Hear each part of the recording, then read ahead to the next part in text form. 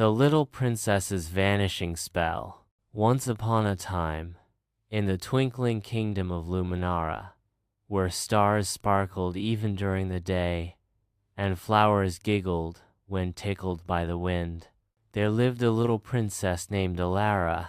Princess Alara had the softest brown curls, cheeks like peach petals, and a laugh that sounded like silver bells on a snowy morning. Everyone in the kingdom adored her not just because she was a princess, but because she was kind, curious, and always full of questions. But there was one thing Alara wished for more than anything. I want to learn real magic, She would whisper every night, gazing at the glow-in-the-dark stars pasted on her ceiling. not pretend magic with ribbons and glitter, but real spells like vanishing spells. So, on the morning of her 7th birthday, something truly magical happened.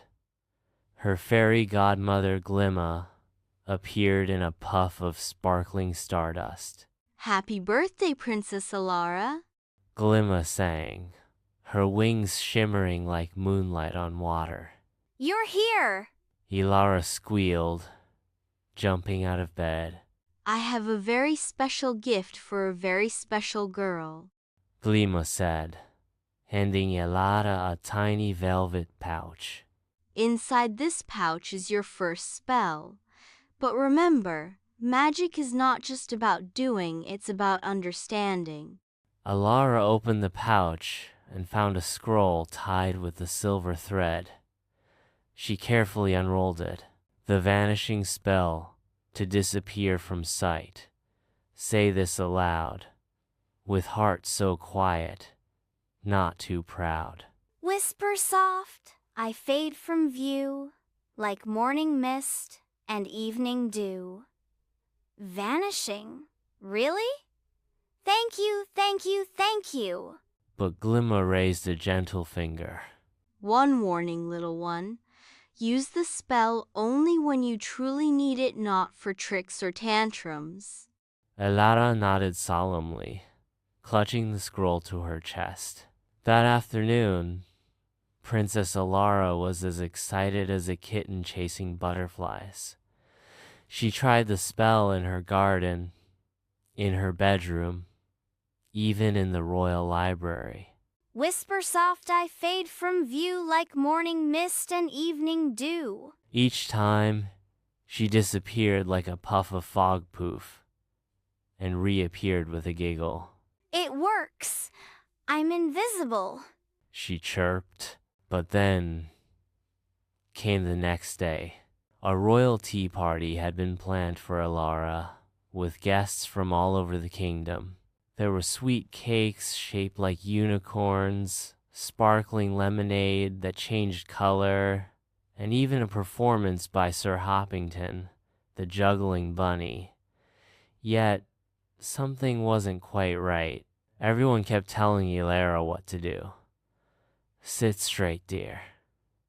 Don't eat with your fingers.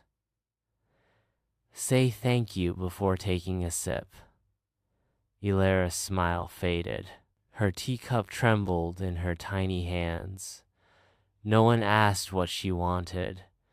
No one even noticed when she dropped her spoon.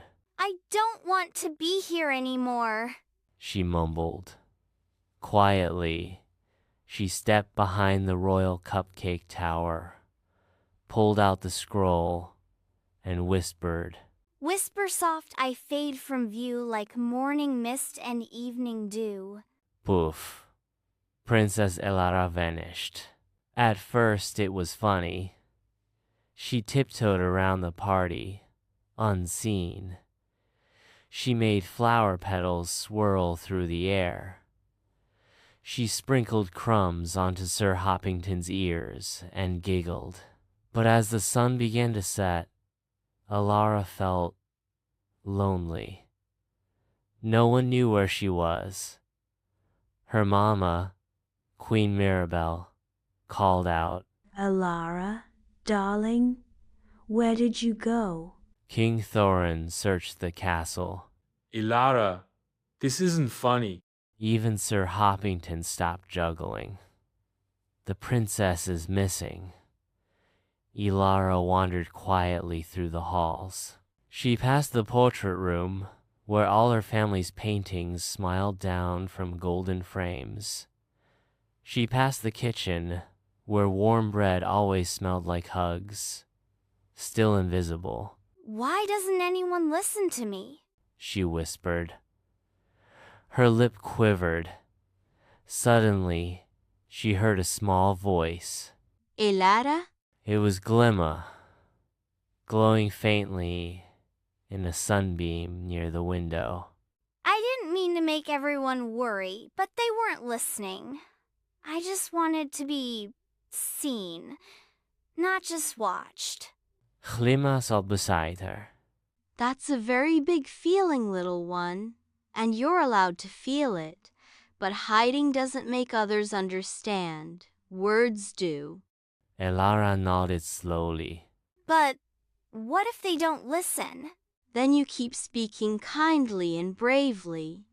Sometimes grown-ups forget that little ones have big feelings too. Elara took a deep breath. She recited the spell in reverse. Morning mist and evening dew, I return with heart so true. Poof! She was back. The moment she reappeared, a cheer rippled through the castle. Alara, we were so worried, Cried Queen Mirabelle, scooping her into a hug. Where were you, Pumpkin? Asked King Thorin, holding her tight. I used a vanishing spell. I felt like no one was listening to me. I didn't want to disappear forever. I just wanted to feel heard. Oh, my darling, I'm so sorry. Sometimes, even kings and queens need to be reminded to really listen. That night, instead of the royal bedtime story, they sat in a cozy circle on Alara's rug and listened, really listened, Daz. Alara told them all about her magic, her feelings, and her wish to be understood. And from that day on, every Sunday became listening tea, where everyone big or small got to share something important while sipping warm cocoa. Princess Alara didn't use the vanishing spell much after that, but she kept it safely in her pouch, just in case she ever needed a quiet moment to remember that her voice mattered. Because in the kingdom of Luminara, magic wasn't just about disappearing. It was about being seen, and even more, being heard.